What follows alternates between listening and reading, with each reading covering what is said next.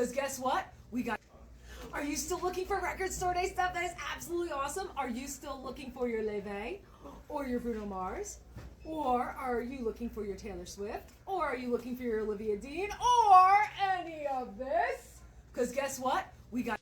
It's the day before record store day and the nerves are setting. I am anxious.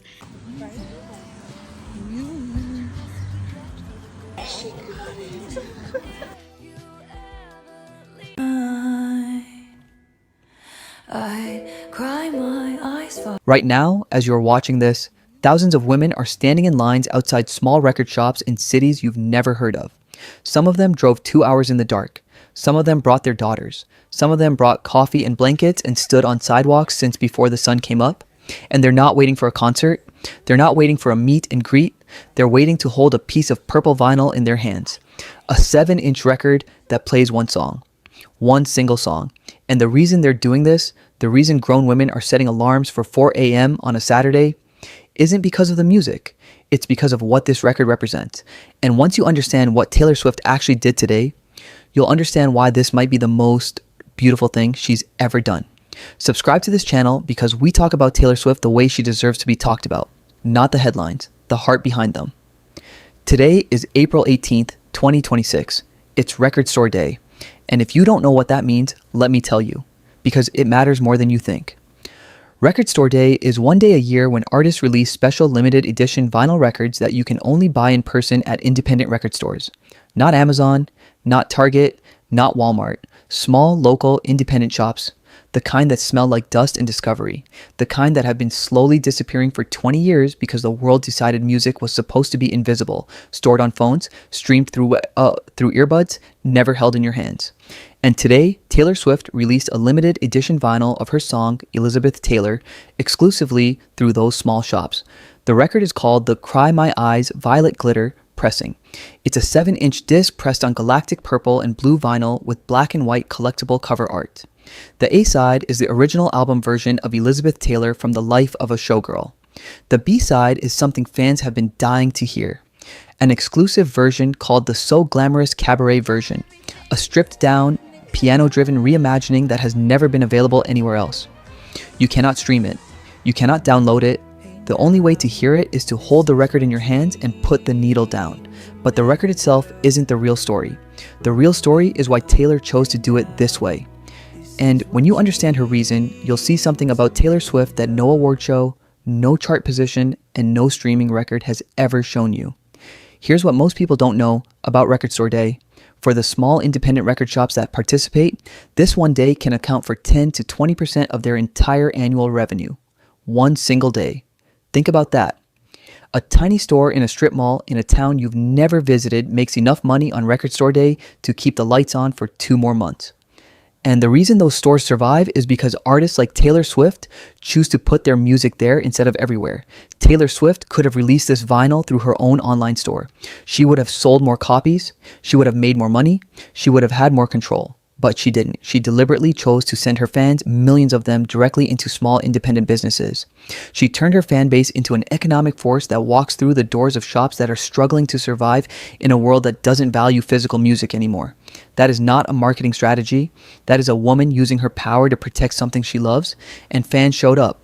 NME reported that lines were forming before midnight. One fan tweeted that their store's line already stretched to the street before 12 a.m. Fans in Japan woke up before 6 a.m. to secure their copies. People drove across state lines, mothers brought daughters, friends organized carpools, all to walk into a small record store and hold a purple disc in their hands, because Taylor asked them to.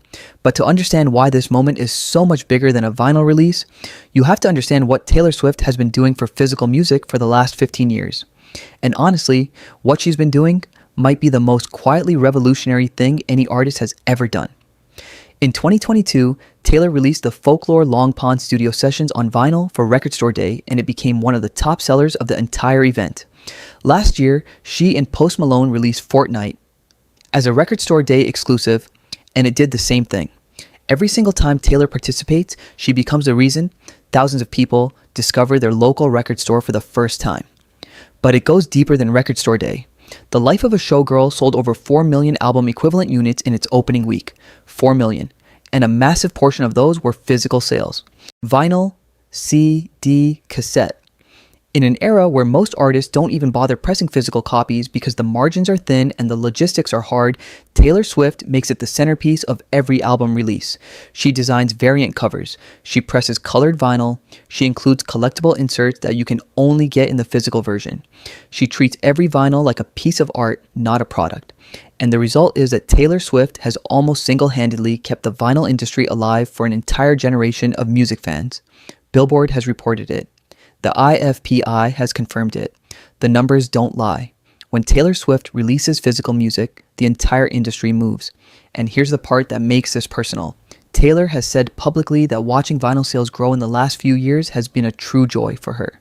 She thanked her fans directly, saying they are the reason for this pleasant surprise. She didn't take the credit, she gave it to the people standing in line. That is who this woman is. But the choice of this particular song for Record Store Day is the detail that nobody is talking about. And once you understand why Taylor chose Elizabeth Taylor as a song, everything about this release becomes something much more profound. Taylor Swift didn't just pick a random song from the life of a showgirl for Record Store Day. She picked the one that is most deeply personal to her. Elizabeth Taylor is a song where Taylor Swift uses the Hollywood legend as a mirror for her own experience with fame. She told Elvis Duran in an interview that the song is about her own emotions and her own issues with fame, seen through the lens of Elizabeth Taylor's life. She is cosplaying the life of a woman who loved too loudly, who lived too publicly, who was criticized for every choice she made, and who refused to apologize for any of it. And here's the beautiful part. Elizabeth Taylor's estate didn't just approve the song. They celebrated it. Her grandson Quinn TV, who is a trustee of her estate, said his family loved the song and that his grandmother would have loved it too. He said he wished she could have heard it. The estate released an official statement calling it an extraordinary homage and said that Taylor Swift is someone navigating the extraordinary pressures of global fame with comparable authenticity and strength to Elizabeth Taylor herself. They said they have no doubt that Elizabeth would have loved every frame of the music video. Think about what that means. The family of one of the greatest icons in Hollywood history looked at Taylor Swift and said, "She is like our Elizabeth." That is not a compliment from a publicist. That is a recognition from a family. That is a grandmother's grandson saying, "You remind me of her." And Taylor took that song, pressed it onto purple glitter vinyl, and sent it into the hands of fans standing in lines outside small shops all over the world. She didn't keep it digital. She didn't keep it invisible. She made it something you have to hold, something that weighs something that catches the light, just like Elizabeth Taylor did, just like Taylor Swift does. And there's one more detail about today that most people completely missed, a detail that connects everything about Taylor Swift's legacy into one single moment, and it happened on the Billboard chart just hours ago. This week, Elizabeth Taylor officially entered the top 10 on Billboard's Adult Pop Airplay chart. That makes it the third single from the life of a showgirl to chart in the top 10 on that chart, following The Fate of Ophelia and Opalite, both of which reached number 1. This is the first time Taylor Swift has released 3 singles from a single album since she did the same with Midnights in 2022. And it happened on the same day that fans are lining up to buy the physical vinyl. 3 weeks ago, Taylor Swift stood on the iHeart radio stage and won 7 awards in one night, bringing her career total at iHeart to 41. Her closest competitor isn't even in the same conversation. The Life of a Showgirl was confirmed as the best-selling album worldwide in 2025 by the IFPI, despite only having 3 months of eligibility. She is the first artist to top that global chart in back-to-back years. And 4 days ago, she was nominated for 8 American Music Awards, extending her record as the most awarded artist in AMA history with 40 career wins and counting. And yet, today, on the day she's breaking chart records and dominating award nominations, she chose to spend her energy sending fans to small record stores, not stadiums, not arenas, tiny independent shops with handmade signs and creaky floors. That is a detail that tells you everything about who Taylor Swift actually is. She could be anywhere. She could be promoting anywhere. She chose the smallest rooms in the music industry, and she filled them with love. So here's what happened today. Thousands of women woke up before dawn. They drove to small record stores in towns and cities all over the world. They stood in lines with strangers who became friends. They walked through doors that some of them had never walked through before. And they held a piece of purple vinyl in their hands that plays a song about a woman who refused to be invisible. A song written by a woman who also refuses to be invisible.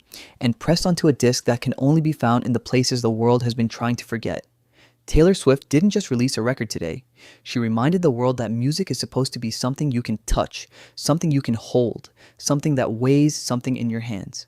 In a world that keeps trying to make everything faster and lighter and more disposable, Taylor Swift pressed a song onto purple glitter vinyl and said, "No, this one matters. Go find it. Hold it. Keep it." And thousands of women listened, not because they needed another record, but because Taylor Swift has spent 20 years teaching them that the things worth having are the things you have to show up for. So, I want to ask you something. Did you go to a record store today? Did you hold the vinyl? Did you feel the weight of it in your hands? And if you did, I want you to tell me what that felt like, because I think there's something sacred about holding music, about putting a needle down and hearing a song the way it was meant to be heard. Not through an algorithm, not through a shuffle, but deliberately, intentionally, the way Taylor Swift intended when she pressed that purple disc and sent it into the world. Share your record store day moments in the comments below. Show me what you found today. Because the most beautiful thing about being a Swiftie isn't the music, it's the community that shows up for it.